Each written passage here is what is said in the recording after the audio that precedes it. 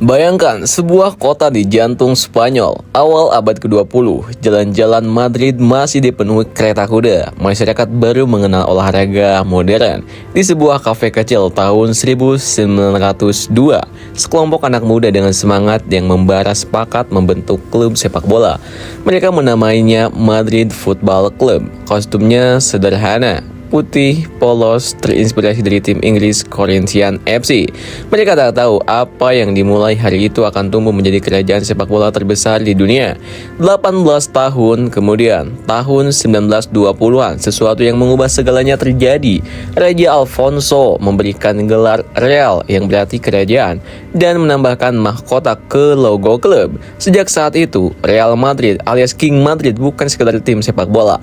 Mereka menjadi simbol kebanggaan nasional, wajah Spanyol di kancah internasional. Lalu datanglah era yang mengubah mereka selamanya, yaitu era Santiago Bernabeu, mantan pemain yang berubah menjadi presiden klub pada tahun 1943. Bernabeu punya visi besar, stadion megah, akademi pemain dan tim yang ditakuti dunia. Ia merekrut bintang-bintang seperti Alfredo Di Stefano, Ferenc Puskás, dan Francisco Gento. Bersama-sama mereka menulis sejarah yang hingga kini belum ada yang mampu menandingi. 5 Piala Eropa berturut-turut dari tahun 1956 hingga 1960-an. Real Madrid resmi menjadi rajanya Eropa. Tetapi kejayaan bukanlah hasil dari sekedar latihan di lapangan. Real Madrid adalah klub yang mengerti kekuatan politik, diplomasi, dan bisnis. Di era diktator Francisco Franco, Real Madrid menjadi simbol kebanggaan Spanyol di luar negeri. Sebuah citra yang dimanfaatkan penuh untuk mengangkat nama negara. Sebagian menganggap ini keuntungan politik, sebagian lagi menyebutnya strategi brilian. Apapun itu, hasilnya jelas. Madrid semakin besar, semakin kaya, dan semakin ditakuti. Memasuki tahun 1980-an, lahirlah generasi La Cuenta del Buitre, 5 pemain jebolan akademi yang menjadi tulang punggung klub. Buitre, Bueno, Sanchez, Martin Pazquez, Michael, dan Pardeza. Mereka membawa Real Madrid mendominasi La Liga, membuktikan bahwa darah lokal juga bisa jadi juara. Tapi Liga Champions tetap menjauh dan Madrid harus menunggu hingga tahun 1998 untuk meraih gelar Eropa lagi.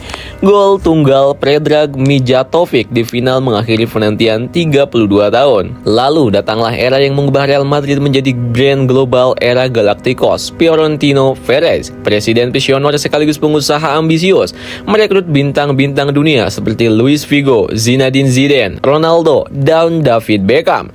Santiago Bernabeu menjadi panggung bintang Hollywood versi sepak bola. Gelar demi gelar diraih, penjualan jersey meledak, dan Madrid menjadi klub terkaya di dunia. Namun harga dari glamor itu adalah kestabilan. Pelatih berganti-ganti, proyek megah kadang gagal di tengah jalan, dan fans mulai mempertanyakan, apakah Madrid masih mengejar sepak bola atau sekedar mengejar pasar? Jawabannya datang di era modern. Carlo Ancelotti memberi mereka La Decima, gelar Liga Champions ke-10 pada tahun 2014. Lalu Zinedine Zidane, sang legenda yang kini jadi pelatih, membuat sejarah lagi. 3 Liga Champions berturut-turut tahun 2016, 17, dan 18. Sebuah pencapaian yang di era sepak bola modern nyaris mustahil untuk dilakukan. Tapi King Madrid tak pernah puas. Musim 2022, mereka kembali membuktikan diri mengalahkan Liverpool di final dan meraih gelar Liga Champions ke-14. Hari ini, jumlah itu sudah mencapai 15, rekor yang membuat klub lain hanya bisa bermimpi. Real Madrid adalah cermin dari ambisi sepak bola. Mereka glamor, berani, dan tanpa ampun terhadap kelemahan. Di lapangan mereka adalah mesin pembunuh berseragam putih. Di luar lapangan, mereka adalah kerajaan bisnis dan diplomasi. Setiap trofi bukan hanya kemenangan, tapi pernyataan, kami adalah penguasa. Namun kejayaan seperti ini juga mengundang musuh. Rivalitas dengan Barcelona di El Clasico bukan sekedar duel 90 menit, tapi pertarungan identitas, sejarah, bahkan politik. Setiap pertemuan adalah peperangan yang membuat dunia berhenti sejenak. Bagi Madridista, setiap gol adalah mahkota. Bagi lawan, setiap laga melawan Madrid adalah ujian mental dan nyali. Mereka bukan klub yang bermain untuk sekedar menang, mereka bermain untuk menulis sejarah dan menghapus lawan dari buku itu.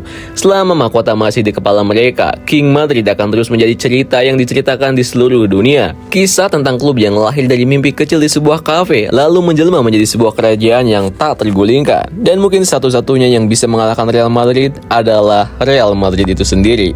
Hidup Madrid. Gimana menurut kalian nih guys?